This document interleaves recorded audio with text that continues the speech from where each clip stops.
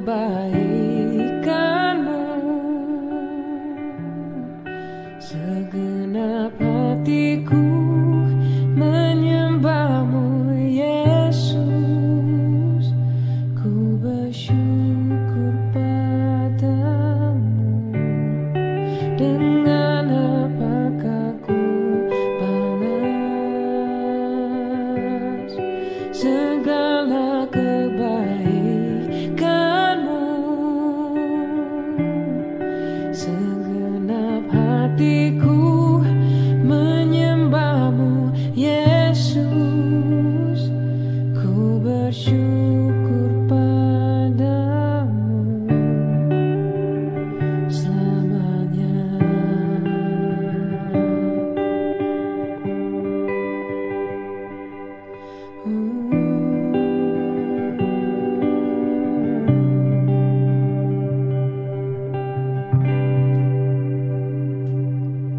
Kau Allah yang setia, Bapa yang mulia, kasih-Mu besar Tuhan. Kau pulihkan hidupku, Kaulah harapanku. Hidupku dalam-Mu. Terima kasih Tuhan, Kau selamatkan hidupku. Dengan apakah ku balas segala kebaikan-Mu? Segenap hatiku menyembah-Mu Yesus. Ku bersyukur padamu. Dengan apakah ku balas segala kebaikan-Mu? Segenap hatiku menyembah-Mu Yesus. Ku bersyukur padamu selamanya.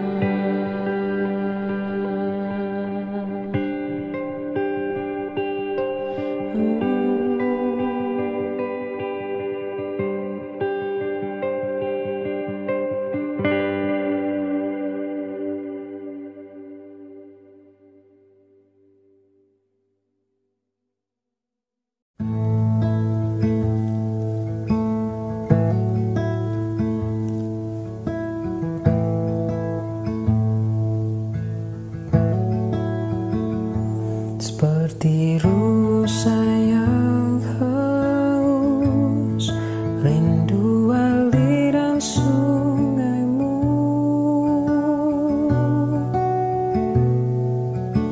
Hatiku tak tahan menunggu-Mu.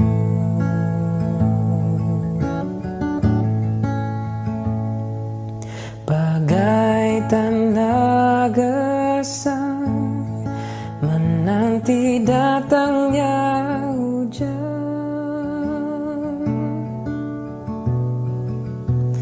begitu pun jiwaku Tuhan.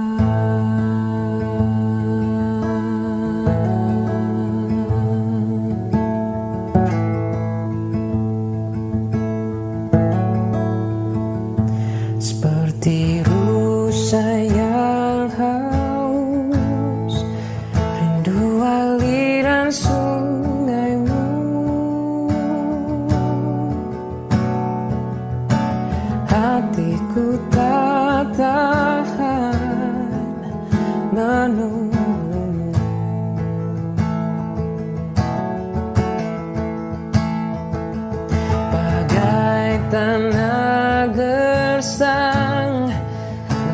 menanti datangnya hujan.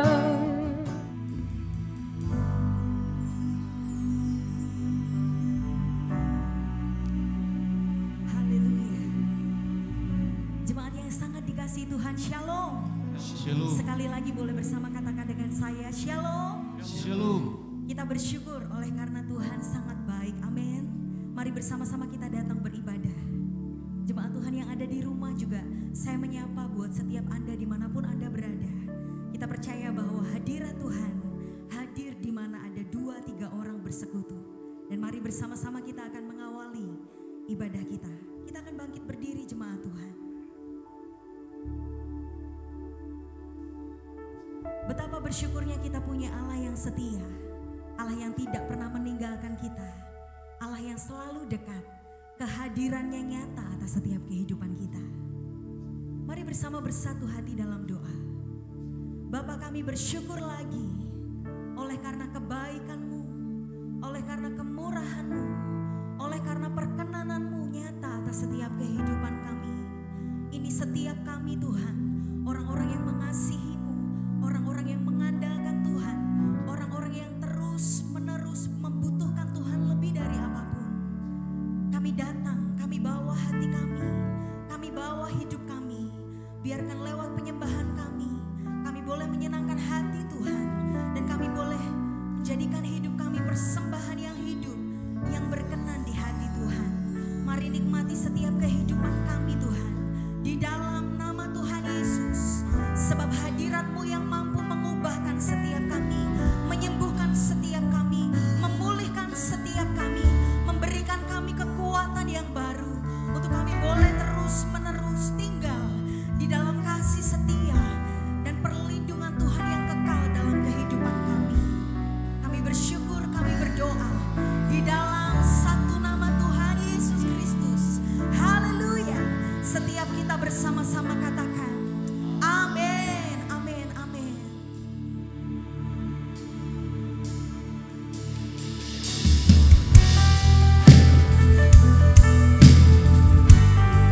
Kami bawa hormat kami Tuhan, kami bawa pujian syukur kami kepadamu. Sebab Engkau Allah yang melintasi langit dan bumi. Hati kami bersyukur, kami mau menyanyikan pujian bagi-Mu.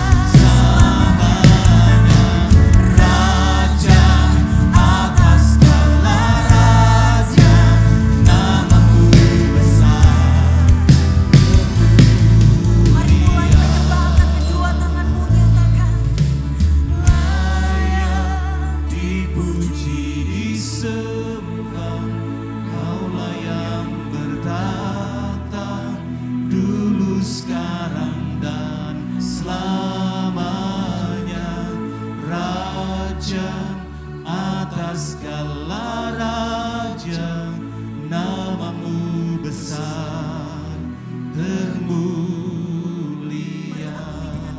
Bersama-sama. Layak dipuji disembah, Kaulah yang bertata dulu, sekarang dan selamanya.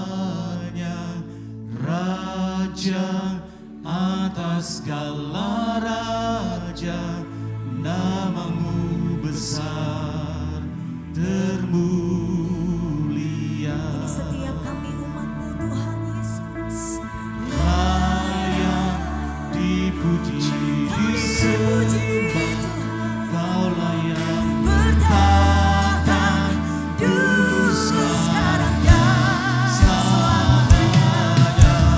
Raja Kau Raja atas atas kehidupan segala yang berdaulat, yang bertahta. Sekali lagi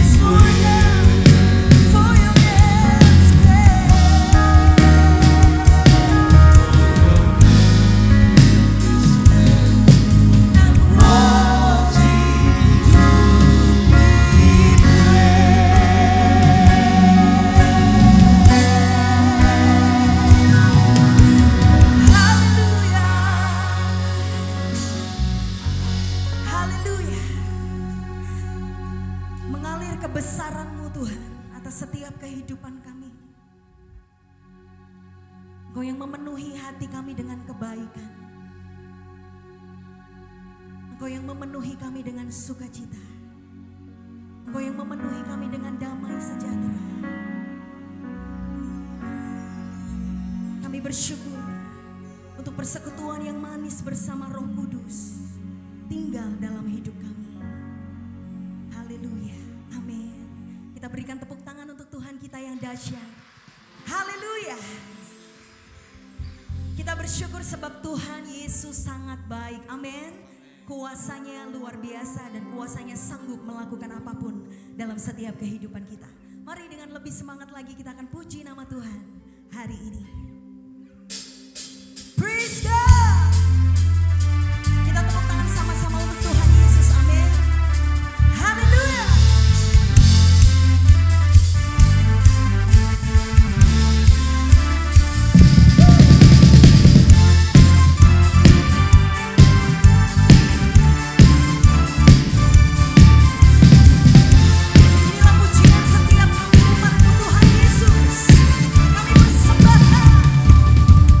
Pelukis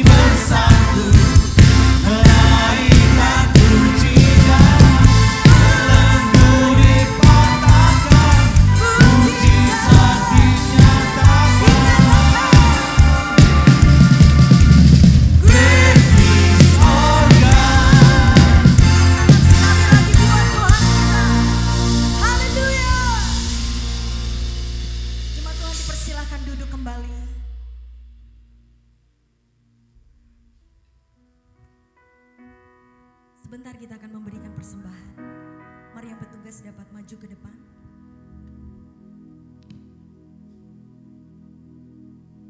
Kita bersama bersatu hati dalam doa.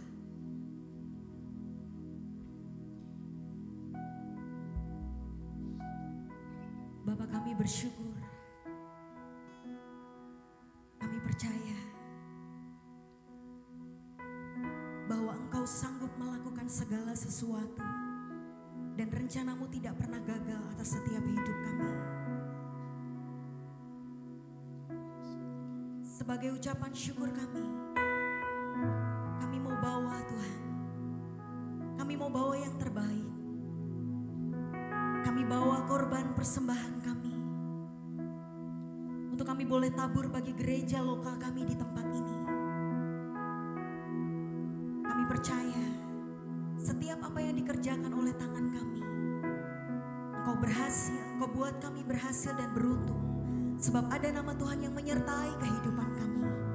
Ada nama Tuhan yang besar, yang membuat kami berhasil untuk mengerjakannya.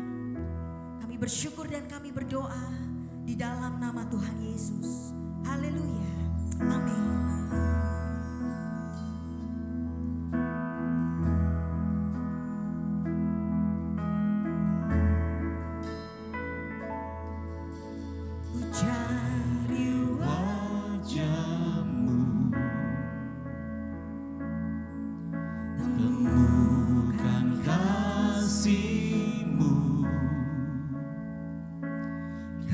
Bukan Tuhan yang jahat.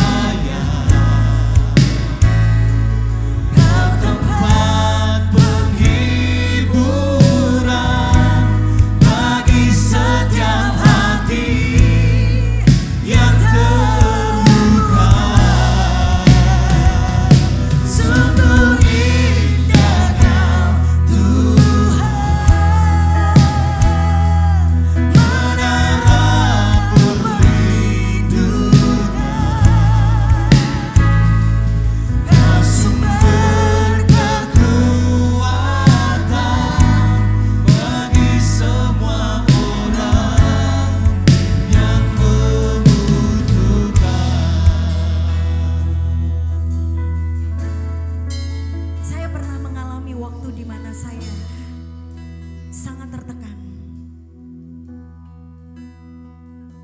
mengalami bagaimana berat menjalani kehidupan ini. Tapi satu hal yang saya percaya, bahwa ada satu pribadi yang terus tetap dekat. Dia tinggal di dalam hidup saya.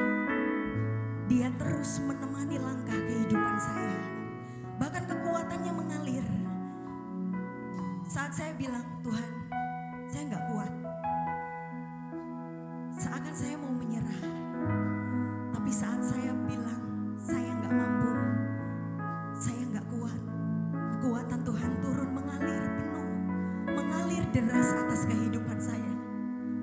Dan saya dimampukan untuk tetap berdiri tegak, menikmati kasih setia Tuhan. Berapa banyak engkau percaya bahwa kekuatan Tuhan sanggup membuat kita tetap percaya dan memandang kebaikan Tuhan yang tidak dapat diukur oleh apapun juga dalam hidup kita. Kalau engkau percaya dan kalau engkau orangnya, sama-sama angkat kedua tanganmu di hadirat Tuhan. Biarkan kekuatannya mengalir. Biarkan anugerahnya yang besar memenuhi kehidupan kita. Sungguh indah, betapa indah Engkau Tuhan. Penuh kasih dan sayang, Kau sumber penghiburan bagi setiap hati. Dia akan membalut luka hatimu. Bahkan dia akan menyembuhkan setiap kita. Sungguh indah Kau Tuhan, Ini yang mau terus kami percaya Tuhan. menara Kau satu-satunya perlindungan dalam hidup kami. Kau sumber kekuatan bagi Semua semua orang yang membutuhkan.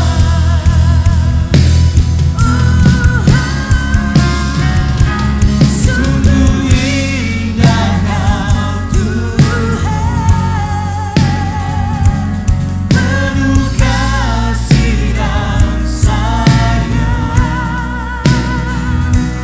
Kau tempat penghiburan kami Tuhan Yesus. bagi setiap hati. Setiap kami yang terluka, bahkan Kau sanggup menyembuhkan.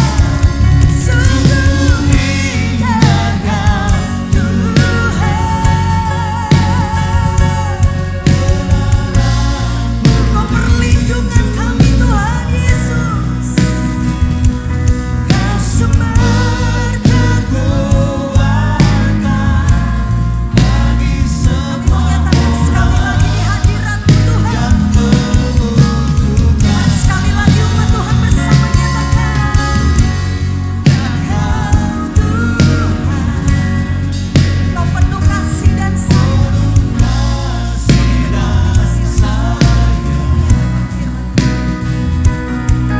sumber penghiburan bagi setiap hati yang terluka. Sungguh indah Kau Tuhan, menara perlindungan. Kau sumber kekuatan bagi semua orang yang membutuhkan. Katakan sumber kekuatan.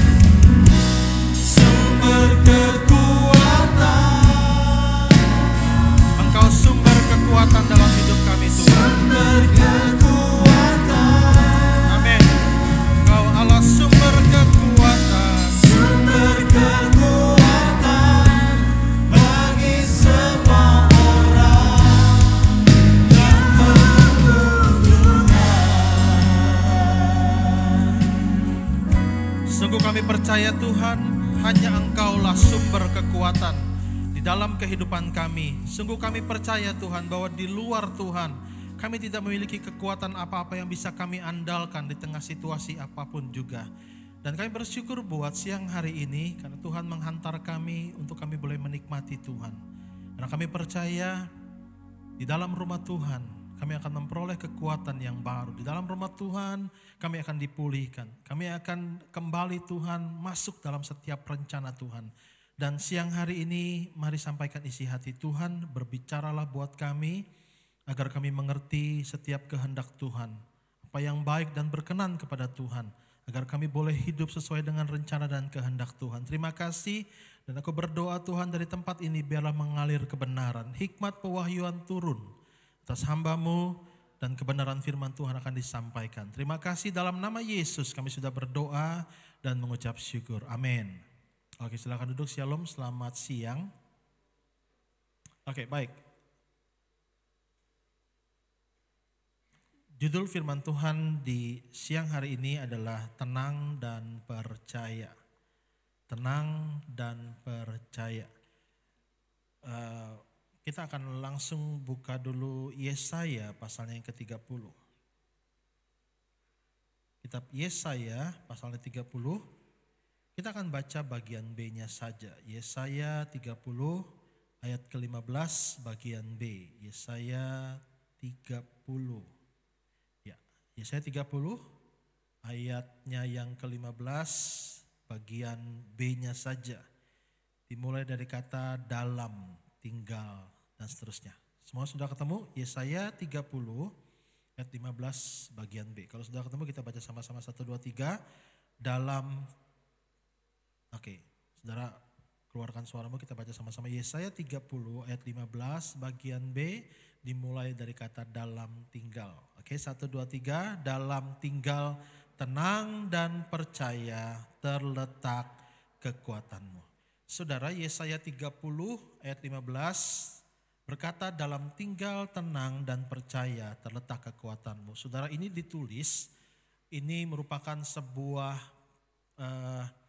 tulisan dari Nabi Yesaya kepada kerajaan Yehuda pada masa itu, saudara. Kenapa ini ditulis? Karena pada masa itu waktu Yehuda mau diserang oleh bangsa Asyur, pemimpin pada masa itu mereka justru mencari perlindungan kepada bangsa Mesir.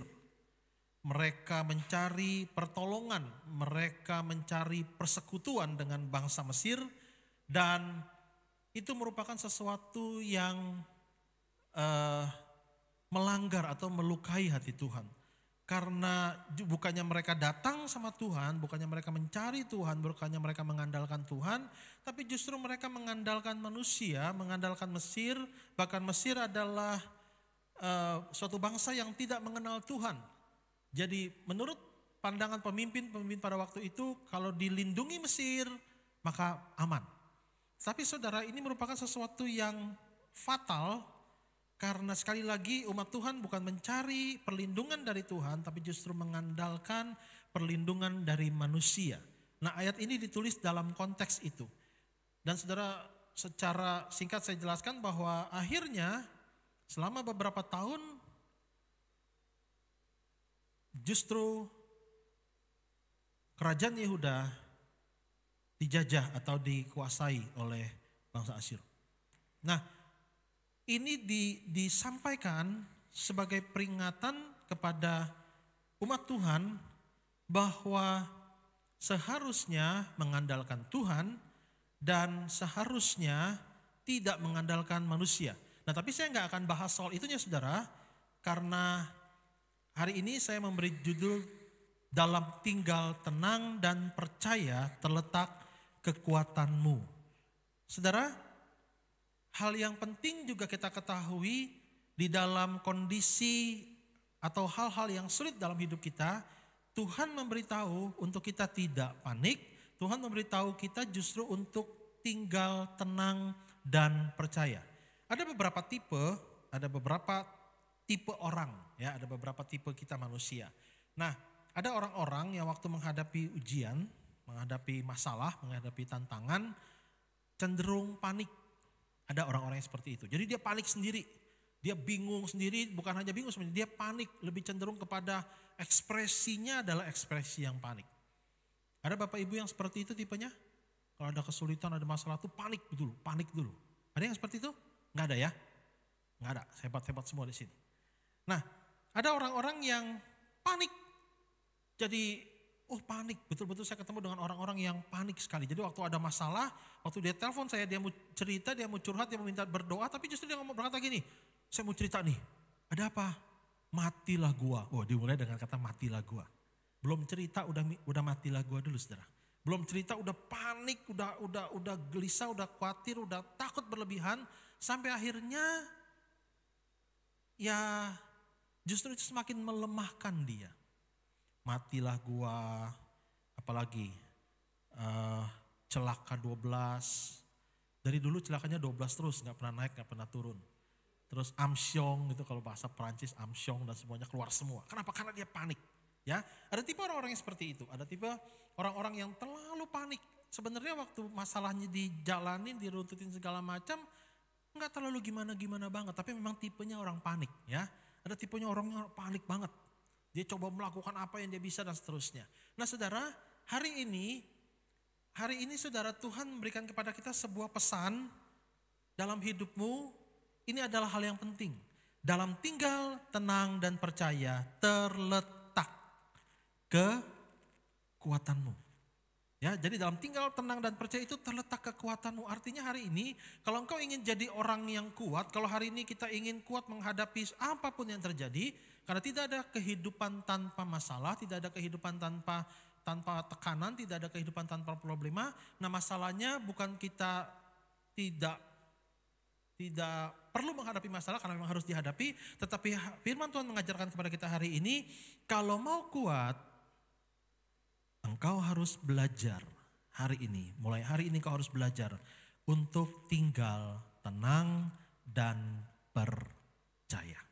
Nah, hari ini saya akan bahas tentang kehidupan Rasul Paulus, lalu kita akan belajar dari kehidupan Rasul Paulus, bagaimana Rasul Paulus menghadapi problem, menghadapi masalah yang begitu berat dalam hidupnya, dan sama kata kuncinya tinggal tenang dan percaya. Mari kita buka Kisah Para Rasul 27. Kisah Para Rasul pasalnya yang ke-27. Kita akan baca mulai ayat 22 sampai dengan ayat yang ke-25. Kisah Rasul 27 ayat 22 sampai dengan 25. Nah, saudara, sebelum masuk kepada ayat-ayat ini kita baca, saya ingin jelaskan sedikit latar belakangnya. Saudara, Paulus bukan merupakan murid Yesus secara langsung. Jadi Paulus tidak termasuk kepada 12 murid Yesus, tidak. Ya, Paulus itu, saudara, justru awalnya adalah seorang penganiaya jemaat. Jadi gini, saudara, orang-orang Kristen pada masa itu, Alkitab menggunakan kata pengikut jalan Tuhan. Orang-orang Kristen pada waktu itu, yaitu pengikut jalan Tuhan, itu diburu, ya, dan tokoh yang karena orang Yahudi membela Taurat, membela pengajaran mereka. Jadi dianggap orang-orang pengikut jalan Tuhan adalah golongan yang sesat. Jadi mereka diburu, bahkan boleh dipenjara, bahkan beberapa harus mati meregang nyawa. Ya, Stefanus salah satunya. Nah, saudara, Paulus adalah salah satu tokoh pada masa itu, tokoh Yahudi pada masa itu yang memburu orang-orang Kristen. Jadi Paulus itu awalnya adalah seorang penganiaya jemaat. Nah, kisahnya, saudara, dalam sebuah perjalanan ke Damaskus, Paulus mengalami lawatan Tuhan secara langsung. Jadi Tuhan menyatakan diri kepada Paulus, Tuhan membuat Paulus bertobat, Tuhan memanggil Paulus untuk menjadi bagian dari pekerjaan Tuhan. Nah, jadi saudara, dalam perjalanan itu singkat cerita, saya cerita bahwa Paulus sampai dibutakan, dia harus berjalan, tapi terus kemudian dipulihkan dan seterusnya. Saudara nanti bisa buka itu di Alkitab karena waktunya gak cukup. Cuman yang saya mau berkata adalah Paulus awalnya adalah seorang pembenci, seorang yang menolak Yesus, tapi kemudian waktu dia dijamah Tuhan, waktu dia dilawat Tuhan, waktu dia dimenangkan, lalu kemudian dia mengambil keputusan untuk mengikuti jalan Tuhan. Justru Paulus diubah menjadi seorang yang luar biasa, rasul yang paling menulis banyak kitab yang ada di Alkitab kita. Terus kemudian Paulus juga terkenal sebagai rasul yang membawa jalan Tuhan bagi orang-orang non-Yahudi. Jadi karena pada masa itu rasul-rasul yang lain hanya membawa jalan keselamatan hanya bagi orang-orang Yahudi, tapi terus kemudian Paulus memperoleh sebuah pewahyuan dari Tuhan bahwa ternyata keselamatan bukan hanya buat orang Yahudi, bukan hanya khusus buat orang Yahudi, tapi juga buat orang-orang non-Yahudi termasuk saudara dan saya. Ya, jadi akhirnya saudara Paulus harus konflik. Ya, Paulus sempat konflik dengan beberapa rasul. Paulus pernah konflik dengan Petrus, Paulus pernah konflik dengan beberapa rasul lain. Karena rasul-rasul lain tidak memperoleh pewahyuan itu. Rasul-rasul lain merasa bahwa jalan keselamatan hanya buat orang Yahudi. Tapi Paulus memperoleh sebuah hal yang baru bahwa ternyata keselamatan itu diberikan buat semua orang. Waktu mereka berkonflik saudara, sampai akhirnya terjadi beberapa hal. Dan Paulus akhirnya juga sempat harus berkonflik dengan orang-orang Yahudi lainnya. Bahkan termasuk orang-orang yang ada di dalam jalan Tuhan.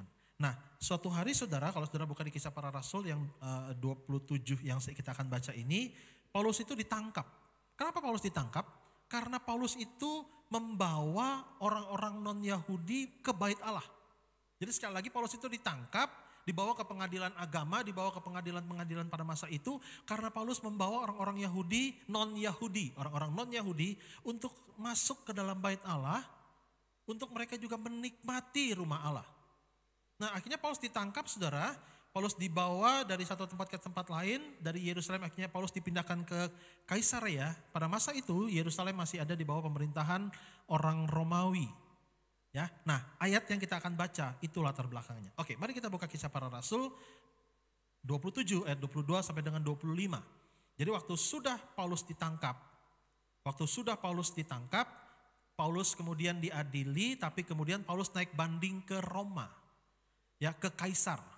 Nah, Kaisar tinggalnya di Roma, jadi Paulus harus dibawa dari Kaisarea dengan kapal dibawa ke Italia, ke Roma. Nah, di tengah perjalanan ini yang terjadi. Ayat ke-22, tetapi sekarang juga dalam kesukaran ini, Kisah Para Rasul 27 ayat yang ke-22, aku menasihatkan kamu supaya kamu tetap bertabah hati, sebab tidak seorang pun di antara kamu yang akan binasa, kecuali kapal ini. Karena tadi malam seorang malaikat dari Allah, yaitu dari Allah yang aku sembah sebagai miliknya, berdiri di sisiku dan ia berkata, jangan takut Paulus, engkau harus menghadap Kaisar dan sesungguhnya oleh karunia Allah, maka semua orang yang ada bersama-sama dengan engkau di kapal ini akan selamat karena engkau. Terus ayat 25, sebab itu tabahkanlah hatimu saudara-saudara, karena aku percaya kepada Allah bahwa semuanya pasti terjadi sama seperti yang dinyatakan kepadaku. Nah saudara, di dalam perjalanan dari Kaisarea menuju ke Roma saudara, kapal yang mereka tumpangi itu menghadapi badai yang sangat besar, angin yang sangat besar, ombak yang sangat besar, sehingga dikatakan hampir kandas. Sebenarnya gini saudara, Paulus sudah berkata kepada para perwira, karena status Paulus pada masa itu adalah, pada waktu itu adalah tahanan. Jadi Paulus sudah berkata kepada para perwira yang akan mengantar dia naik banding atau diadili oleh Kaisar, dia udah ngomong jangan pergi karena kita akan menghadapi masalah di tengah perjalanan kalau kita pergi sekarang. Nah tapi para perwira pada waktu itu lebih percaya kepada orang-orang yang menurut mereka adalah orang-orang yang ahli dengan kelautan. Ya, jadi ahli dengan, dia bisa baca ombak, dia bisa baca angin, dia bisa baca semuanya dan dia pikir, dan mereka berpikir lebih percaya kepada orang itu dibanding Paulus. Nah singkat cerita saudara akhirnya jadi berangkat. Gara-gara nasihat Paulus ditolak dan lebih mendengar nasihat orang yang katanya ngerti tentang kelautan. Lalu waktu di tengah perjalanan kejadian saudara, memang kapalnya dihantam dengan ombak yang sangat besar. Ada badai, terus kemudian anginnya juga sangat besar. Sampai kemudian akhirnya diputuskan layarnya nggak dipasang, pada masa itu kapal layar. Layarnya nggak dipasang sehingga kapal itu hanya terombang-ambing nggak jelas kemana. Dan itu berlangsung berhari-hari. Dan dengar saudara, sebagian besar dari para penumpang, bahkan hampir seluruh penumpang sudah hopeless, sudah nggak ada pengharapan. 2 minggu terakhir Bapak Gembala cerita tentang tawar hati. Dan saya yakin pada masa itu hampir sebagian besar, bahkan seluruhnya kecuali Paulus sudah mulai tawar hati dan mereka berpikir mereka akan mati di tengah lautan. Karena gini, tidak melihat satupun daratan di sekeliling mereka, badai sangat besar, angin besar, ombak besar, sudah tidak ada pengharapan. Sudah nggak ada lagi yang bisa diandalkan. Beberapa perwira atau beberapa pelaut sudah mengambil inisiatif untuk membuang sebagian besar barang-barang yang ada di kapal. Tujuannya untuk meringankan kapal sehingga cenderung lebih aman. Tetapi itu nggak mengubah apa-apa. Ya, itu nggak mengubah apa-apa. Bahkan ombak semakin besar selama berhari-hari makin parah. Sekali lagi, sekitar 260 orang, 250 orang di kapal itu semua sudah kehilangan harapan. Tapi dengar, ada satu pribadi yang menurut orang lain pada masa itu aneh. Kenapa? Karena dia tetap tenang. Dia terlihat tidak khawatir. Dia terlihat tidak panik seperti yang lain. Nah, ini yang akan kita belajar hari ini. Kenapa Paulus bisa tetap tenang dan percaya sehingga dia nggak ikut panik seperti yang lain. Hari-hari ini berapa banyak sekali lagi hidup kita yang suka panik. Kita begitu khawatir dengan situasi yang melanda hidup kita. Kita khawatir dengan ekonomi, kita khawatir dengan sakit penyakit, kita khawatir dengan pandemi, kita khawatir dengan keluarga kita. Kita khawatir terlalu banyak, khawatir. Dan hari ini kita akan belajar kenapa Paulus bisa tetap tenang. Di tengah tahanan, naik kapal udah mau hancur, badai, angin, ombak, semuanya sudah menuju kepada kehancuran. Tapi Paulus tetap tenang, ini rahasianya. Oke, yang pertama kita baca ayat yang ke-23. Kenapa Paulus bisa tenang? Apa yang Paulus katakan di Kisah Rasul 27 ayat yang ke-23? Karena tadi malam seorang malaikat dari Allah, yaitu dari Allah yang aku sembah sebagai miliknya, berdiri di sisiku. Hal yang pertama saudara, kenapa Paulus tetap tenang? Kenapa Paulus nggak takut? Kenapa Paulus nggak khawatir? Hal yang pertama alasannya gini saudara, karena Paulus tahu Allah selalu menyertai hidupnya. Hal yang sama hari ini, kalau saudara ingin kuat, kalau saudara ingin sanggup menghadapi apapun yang engkau hadapi, engkau tetap tenang dan percaya, kata kunci yang pertama adalah gini, kau harus tahu, kau harus yakin, kau harus percaya bahwa Allah selalu menyertai hidup kita. Apapun kondisi kita, apapun situasinya, Tuhan tidak pernah meninggalkan kehidupan kita. Engkau ada terus bersamaku. Kapan? Di setiap musim hidupku. Apapun, kapanpun. Kita lagi senangkah, kita lagi susahkah, kita lagi banyak duitkah, kita lagi kekurangan duitkah, kita lagi happy, kita lagi banyak masalah. Dengar, Tuhan janji Dia selalu hadir menyertai kita di setiap musim kehidupan kita. Sehingga kita bisa tenang, sehingga kita bisa terus percaya, kita nggak perlu panik. Saudara coba tolong buka ayatnya, Mazmur 62 ayat yang pertama dan juga ayat yang kelima. Mazmur 62 ayat yang pertama dan kelima. Kalau saudara menggunakan Alkitab biasa manual, saudara ketemunya di ayat yang kedua dan 6. Tapi kalau saudara pakai HP, saudara ketemunya di ayat yang pertama dan ayat yang kelima. Firman Tuhan berkata gini di Mazmur 62 ayat yang pertama. Ya, hanya dekat Allah saja, apa saudara? Aku tenang.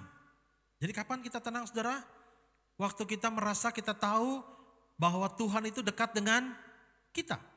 Hanya dekat Allah saja aku tenang, daripadanya lah keselamatanku. Lompat ayat yang kelima. Kalau Alkitab biasa ayat yang keenam, sama berkata gini, hanya dekat Allah saja kiranya aku tenang, sebab daripadanya lah harapanku. Jadi bagaimana caranya rahasia untuk kita bisa tetap tenang menghadapi apapun yang terjadi dalam hidup kita? Pertama adalah gini, ketahuilah, sadarilah, yakinilah bahwa Tuhan selalu menyertai hidup kita. Tuhan selalu dekat dengan kita. Tuhan gak pernah meninggalkan kita. Tuhan gak pernah berpaling dari kita. Mazmur 94 ayat ke-14. Saya tambahkan lagi ayatnya saudara. Mazmur 94 ayat yang ke-14. Yang ini saya mau saudara baca sama-sama dengan keras. Mazmur 94 ayat ke-14. Baca sama-sama ya. 1, 2, 3. Sebab Tuhan tidak akan membuang umatnya. Terus, dan miliknya sendiri tidak akan ditinggalkannya. Wow. Tuhan gak mungkin buang kita.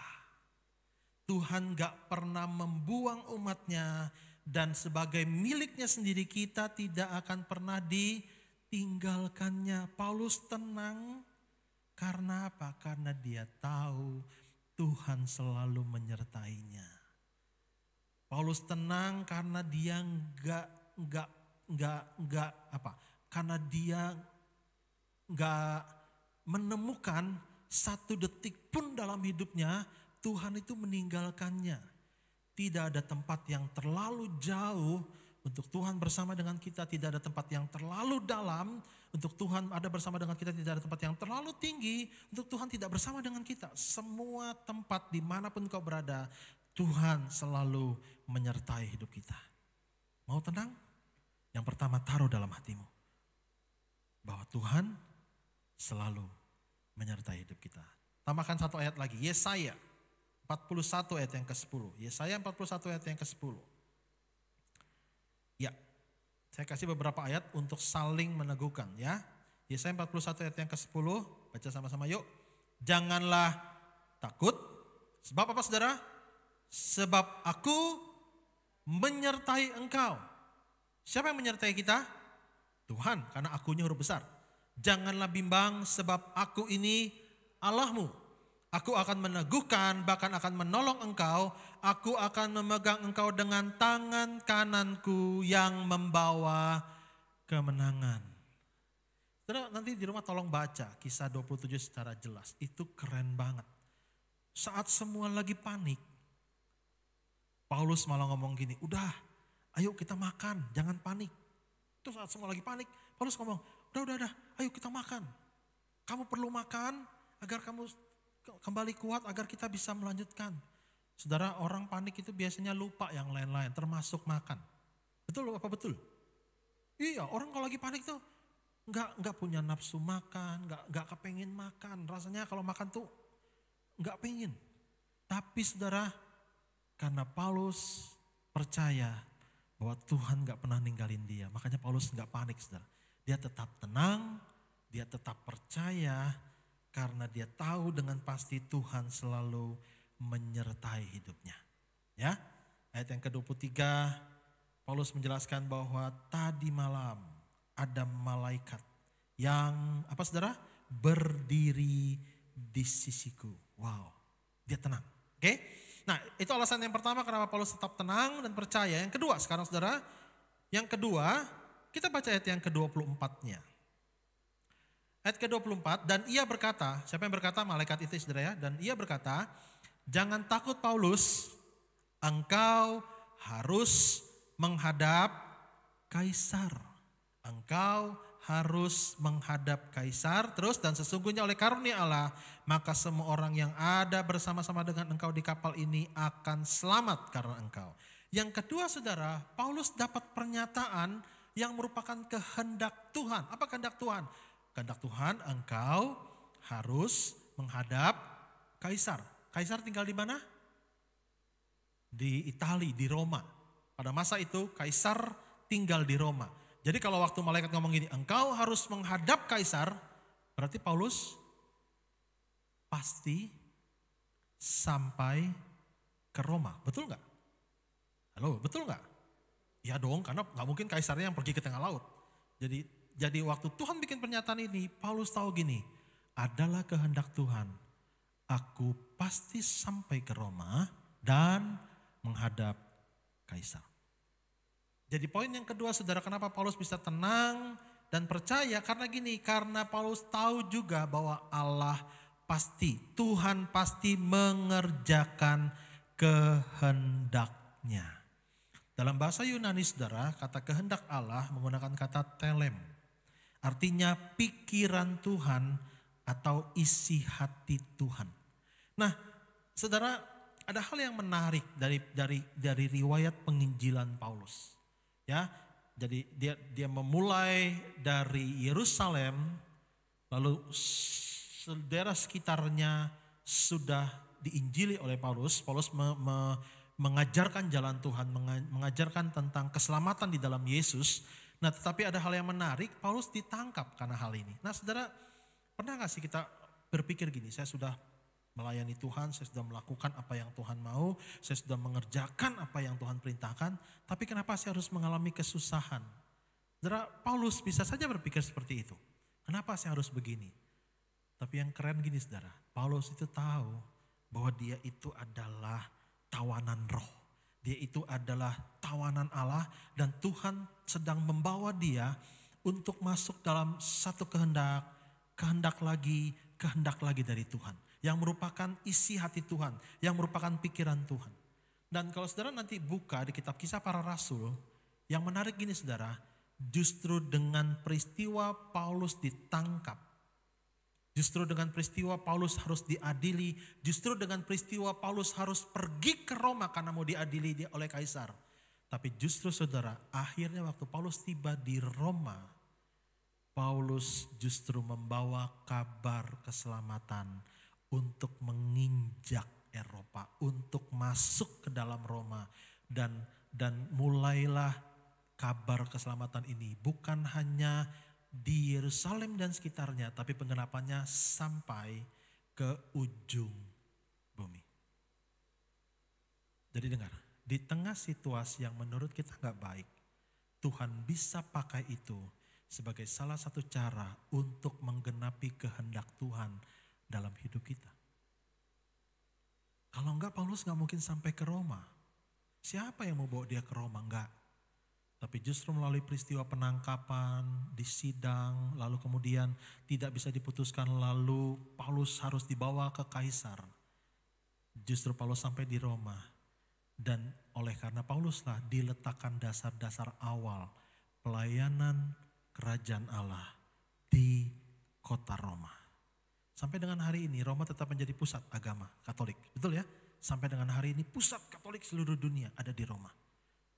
Dan itu salah satunya akibat Paulus harus menghadapi masalah. Tapi di tengah-tengah masalah Tuhan tetap menyatakan kehendak Tuhan dalam hidup Paulus. Hal yang sama buat kita saudara. Hal yang sama itu terjadi dalam hidup kita. Kalau hari ini engkau sedang menghadapi situasi-situasi yang gak enak. Jangan patah semangat, jangan tawar hati. Jangan merasa Tuhan gak bersama dengan saudara. Jangan merasa Tuhan gak menghendaki, Tuhan gak mengerjakan kehendaknya. Karena satu hal yang perlu kita pasti tahu gini saudara. Tuhan tetap mampu mengerjakan setiap kehendaknya atas kehidupan kita. Coba buka Mazmur 115 ayat 1 dan 3. Mazmur 115 ayat 1 dan 3. Firman Tuhan berkata gini. Mazmur 115 ayat 1 dan 3. Bukan kami ya Tuhan, bukan kepada kami, tetapi kepada nama-Mu lah beri kemuliaan. Baca sama-sama yuk. Oleh karena kasih-Mu, oleh karena setiamu. Lompat ayat yang ketiga, Allah kita di surga, terus Ia melakukan apa yang dikehendakinya. Dengar baik-baik. Dengar baik-baik. Semua tujuan dari kehendak Tuhan atas hidup kita, ya, tujuan dari kehendak Allah atas hidup kita selalu untuk menyatakan kasih-Nya dan kesetiaannya kepada kita. Sekali lagi, semua kehendak Tuhan atas hidup kita, atas hidup manusia, tujuannya sekali lagi hanya untuk menyatakan kasih-Nya dan kesetiaannya kepada kita. Sebegitu baiknya Tuhan sampai segala sesuatu buat atas hidup kita itu kehendak Tuhan tuh tujuannya untuk mendatangkan kasih-Nya, untuk menyatakan kasih-Nya dan untuk menyatakan kesetiaannya kepada kita. Jadi setiap kita harusnya tenang karena kita tahu rencana Tuhan, karena kita tahu kehendak Tuhan atas hidup kita. Tujuannya untuk menyatakan kasih yang luar biasa, kasih yang besar, untuk menyatakan kesetiaan yang besar dalam hidup kita. Kalau atas Paulus, Tuhan punya kehendak yang luar biasa. Hal yang sama saya pastikan atas hidup saudara dan saya juga. Tuhan punya kehendak yang luar biasa. Dan Tuhan pasti mampu mengerjakan kehendaknya atas kehidupan kita. Jadi kenapa Paulus tetap tenang dan percaya? Karena Paulus tahu gini, kehendak Tuhan, dia harus menghadap kaisar dan Tuhan pasti kerjakan kehendaknya. Oke, yang ketiga sekarang. Kembali lagi ke Kisah Para Rasul 27. Jadi yang pertama, karena Paulus tahu Allah selalu menyertai, Allah gak pernah meninggalkan. Yang kedua, karena Paulus tahu Allah pasti mengerjakan kehendaknya adalah kehendak Tuhan, dia harus menghadap kaisar. Jadi dia tahu dengan pasti bahwa badai, angin besar, ombak besar tidak akan membinasakannya. Kenapa? Karena adalah kehendak Tuhan, dia harus menghadap kaisar. Dan yang ketiga saudara, kenapa Paulus bisa tetap tenang dan percaya? Ayat yang ke-25. Kisah Para Rasul 27 ayat yang ke-25. Sebab itu tabahkanlah hatimu saudara-saudara, karena aku percaya kepada Allah. Apa saudara? Apa percayanya apa?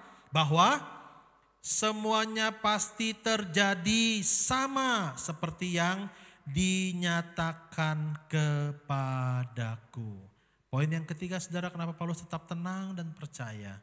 Karena Paulus tahu dengan pasti bahwa Allah yang dia sembah pasti menepati janjinya. Jadi yang pertama, jadi yang pertama, percaya Tuhan gak pernah meninggalkan, Tuhan selalu menyertai. Yang kedua, percaya Tuhan akan menggenapi, melakukan kehendaknya. Dan yang ketiga, dia percaya juga Tuhan itu pasti menepati janjinya. Apa yang dijanjikan Tuhan itu ya dan amin, itu pasti digenapi. Makanya Paulus gak panik, Paulus gak takut saudara, karena dia tahu gini, Tuhan pasti menepati janjinya. Nah saudara, Tuhan kita bukan Tuhan yang suka PHP. Tahu PHP ya? PHP. Halo, saudara tahu PHP enggak? Halo, tahu enggak? Ini kayaknya enggak tahu PHP ya? Oke, PHP itu singkatan dari pemberi harapan palsu. Itu bahasa anak muda. Ya, itu bahasa gaul, bahasa anak muda. Jadi suka ada yang ngomong gini, payahlah kamu mah, aku mah sering di PHP-in sama kamu. Artinya pemberi harapan palsu. Ya, dia mah orangnya suka PHP doang. PHP itu artinya kurang lebih gini, suka berjanji, suka memberikan harapan, tapi tidak pernah menepati. Ya, nah Tuhan kita bukan Tuhan yang PHP. Tuhan kita bukan Tuhan yang memberikan harapan, tapi tidak menggenapi. Bilangan 23 ayat yang ke-19 berkata begini saudara. Kitab Bilangan 23 ayat yang ke-19 berkata gini, Allah bukanlah manusia sehingga ia berdusta. Nah PHP itu berdusta saudara ya. Sudah janji-janji tapi gak ditepati. Sudah kasih harapan-harapan tapi gak ditepati. Allah bukanlah manusia sehingga ia berdusta. Bukan anak manusia sehingga ia menyesal. Masakan ia berfirman dan tidak melakukannya, atau berbicara dan tidak menepatinya. Tuhan itu gini saudara, kalau dia berfirman, dia akan menepatinya. Kalau dia berjanji, dia akan menepatinya. Bahkan dia akan menepatinya karena dia pegang janjinya. Bahkan dia menepatinya tidak tergantung dari kondisi saudara dan saya, tapi Tuhan menggenapi janjinya. Karena Tuhan terikat dengan janjinya, karena Tuhan terikat dengan sumpahnya, dan dia pasti menggenapi janjinya. Waktu Tuhan berjanji, Tuhan juga yang pasti menepatinya. Hari ini, kalau saudara mau kuat, kalau saudara mau tetap tenang dan percaya, kunci yang ketiga, pegang janji Tuhan. Pegang janji Tuhan di dalam firman-Nya. Karena apa? Karena setiap janji itu akan digenapi dalam seluruh kehidupan kita. Pegang janji Tuhan. Waktu saudara mulai ngerasa gelisah, waktu saudara mulai merasa ragu, waktu saudara mulai merasa tidak tenang saudara. kembali kepada janji Tuhan. Kembali baca janji Tuhan, kembali ingatkan dirimu tentang janji Tuhan, dan kembali pegang janji Tuhan. Karena Tuhan janji, Dia akan selalu menepatinya dalam hidup saudara dan saya. Waktu kita pegang janji Tuhan, saudara, kita jadi tenang dan kita jadi percaya. Dalam tinggal tenang dan percaya terletak kekuatanmu. Hari ini kau sedang lemah, kembali kepada ini, saudara. Terus tetap tinggal tenang dan percaya. Karena satu, Tuhan selalu menyertai kita. Dua, Tuhan pasti melaksanakan kehendaknya dalam hidup kita. Dan yang ketiga, karena Tuhan selalu menepati janjinya dalam hidup saudara dan saya. Mari kita bangkit berdiri.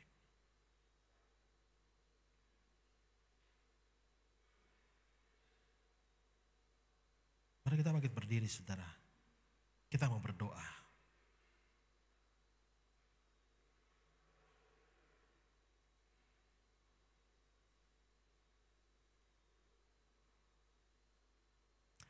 Hatiku tenang berada dekatmu.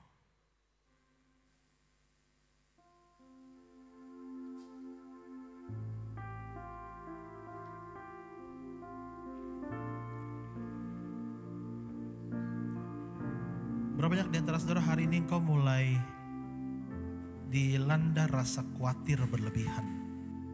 Engkau dilanda rasa panik, dilanda rasa takut berlebihan dengan situasi yang terjadi. Berapa banyak di antara saudara hari ini engkau mudah sekali kehilangan damai sejahtera. Tanda orang yang gak tenang, tanda orang yang panik adalah kehilangan damai sejahtera. Ya, akibatnya engkau mulai jadi terintimidasi. Bahkan beberapa orang sampai sulit untuk berdoa. Kita berkata, jadilah tenang supaya kita sanggup, kita bisa berdoa. Berapa banyak di antara saudara hari ini kau sedang menghadapi bahwa engkau kehilangan damai sejahtera itu. Bahkan mungkin saja saat engkau datang, engkau menyembah Tuhan, engkau bersekutu sama Tuhan, engkau ngerasa kayak enggak nyambung. Karena apa? Karena engkau terlalu didera rasa khawatir. Engkau terlalu didera rasa panik, rasa takut, rasa bimbang. Dan hari ini pesan Tuhan buat kita semua adalah gini. Tetap tenang dan percaya. Sadari Tuhan selalu menyertaimu. Sadari Tuhan pasti menjalankan kehendaknya atas hidupmu. Sadari Tuhan pasti menepati janjinya atas hidupmu. Sehingga engkau bisa tenang. Waktu engkau tenang dan percaya, engkau dapat lebih mudah melihat setiap janji, kehendak, penyertaan Tuhan. Itu selalu meneguhkan hidup kita. Nyanyikan lagu ini. Hatiku tenang berada dekatmu, jawaban hidupku. Hatiku tenang berada di dekatmu. Hatiku tenang berada dekatmu. Kau yang pelihara hidupku. Pertolonganmu begitu ajaib. Pertolonganmu begitu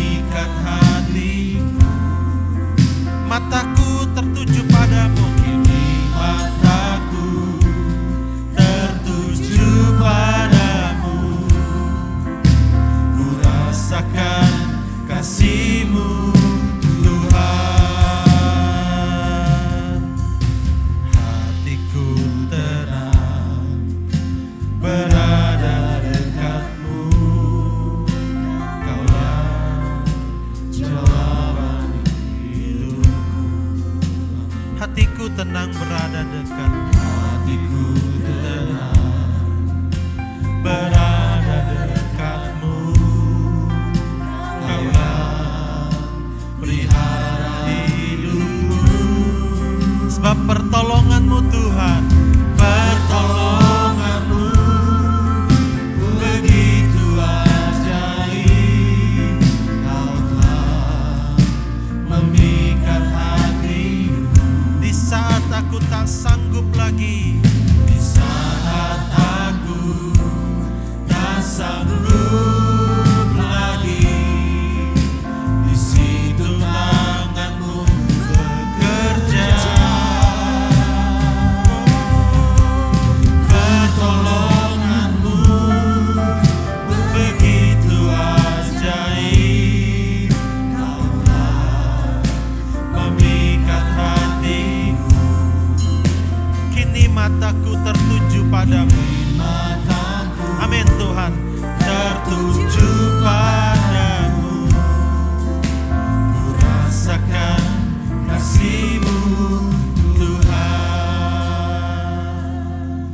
Kalau hari ini engkau sedang khawatir, hari ini engkau sedang bimbang, hari ini engkau sedang gelisah, kalau hari ini engkau sedang kehilangan damai sejahtera, kalau hari ini engkau begitu takut menghadapi apa yang akan terjadi di masa yang akan datang. Saudara, pertolongan Tuhan gak akan pernah terlambat.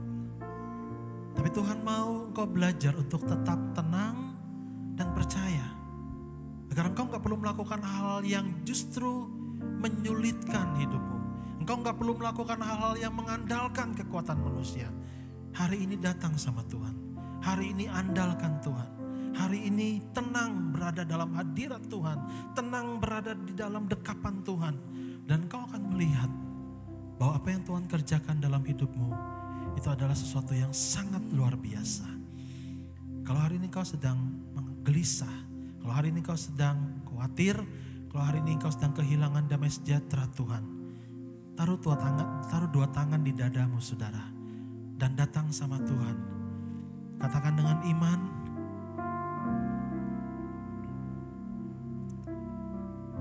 pertolonganmu begitu ajaib, kau telah Memikat hatiku. di saat aku tak sanggup lagi Tuhan. Di saat aku tak sanggup lagi, Justru tangan Tuhan bekerja. situ tanganmu bekerja. Ini yang kami percaya Tuhan, pertolonganmu. Amin. Begitu ajaib, kau telah memikat hatiku. Kini mataku tertuju padamu. Kini mataku tertuju padamu. Ku rasakan kasih-Mu Tuhan. Katakan dengan iman, pertolonganmu. Kami percaya Tuhan, begitu ajaib, kau telah memikat hatiku. Saat kami gak sanggup lagi Tuhan, di saat aku tak sanggup, aku tahu tangan-Mu bekerja atas hidupku. Tangan-Mu bekerja, pertolongan-Mu, pertolongan-Mu. Amin. Begitu ajaib, kau telah memikat hatiku. Mata kami tertuju padamu. Mataku tertuju padamu. Ku rasakan kasih-Mu Tuhan. Kini mataku tertuju padamu. Ku rasakan kasih-Mu Tuhan. Biarlah kami hanya memandang-Mu Tuhan. Mataku tertuju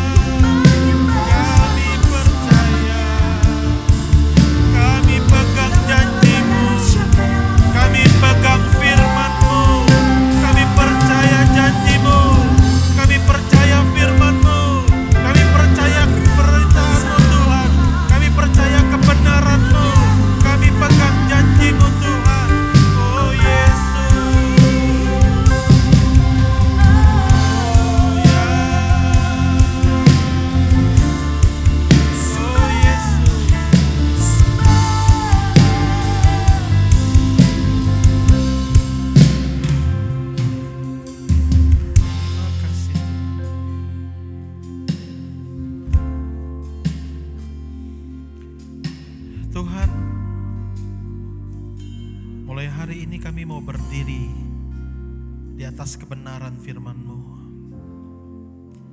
Kami percaya Tuhan, Engkau selalu menyertai kami, Engkau selalu melaksanakan kehendak-Mu, dan Engkau selalu menepati janji-Mu atas hidup kami. Oleh karena itu hari ini kami mau tetap tenang dan percaya. Kami gak mau biarkan damai sejahtera itu hilang dari hidup kami Tuhan. Kami gak mau biarkan kami terus dikalahkan oleh situasi dan kondisi. Karena kami tahu Tuhan, Tuhanlah yang menjadi penentu atas situasi dan kondisi dalam hidup kami. Terima kasih Tuhan, kami bersyukur. Hari ini kami tenang dan hari ini kami percaya karena kami punya Tuhan yang luar biasa. Terima kasih Tuhan Yesus. Sebentar kami kalau akan kembali ke tempat tinggal kami masing-masing. Tuhan menyertai kami. Dimanapun kami berada, dimanapun kami tinggal, dimanapun kami bekerja, kami tahu Tuhan ada bersama dengan kami. Dan Tuhan akan memberkati kami. Tuhan memberkati setiap mata usaha pencarian dari anak-anak-Mu, dari jemaat-Mu Tuhan. Buat mereka boleh melihat peluang-peluang baru. Buat mereka boleh melihat berkat-berkat baru di tengah pandemi ini. Buat mereka boleh tahu Tuhan, bahwa Tuhan Allah yang mencukupi, senantiasa mencukupi. Kami tidak akan pernah berkekurangan. Kami tidak akan pernah kelaparan. Bahkan kami tidak akan pernah hancur, jatuh karena pandemi ini, karena kami punya Tuhan yang menjamin dan membela hidup kami. Terima kasih Tuhan. Secara khusus kami berdoa buat Bapak Gembala yang tidak ada bersama dengan kami karena berada di Jakarta. Tuhan yang melindungi, menjaga hamba-Mu. Tuhan senantiasa menolong dalam setiap pelayanannya, pekerjaannya atau apapun yang dia kerjakan. Biarlah senantiasa Tuhan memberkati sehingga pekerjaannya menjadi berhasil, pelayanannya menjadi berhasil, beruntung dan diberkati Tuhan. Terima kasih. Terima kasih Tuhan. Jemaat sekalian, mari angkat kedua tanganmu dan terimalah berkat. Tuhan memberkati engkau dan melindungi engkau. Tuhan menyinari engkau dengan wajahnya dan memberi engkau kasih karunia. Dan Tuhan juga menghadapkan wajahnya kepadamu dan memberi engkau damai sejahtera. Karena itu saudara, pulanglah dengan membawa berkat dari Allah Bapa, rahmat dan cinta kasih dari Tuhan kita, Juru Selamat kita, Yesus Kristus. Di dalam persekutuan dengan Allah Roh Kudus, tinggal menyertai saudara, bersama dengan saudara kemanapun kau pergi. Sejak hari ini sampai selama-lamanya, di dalam berkat nama Yesus. Semua yang diberkati Tuhan, katakan sama-sama, amin. Tuhan memberkati kita semua. I see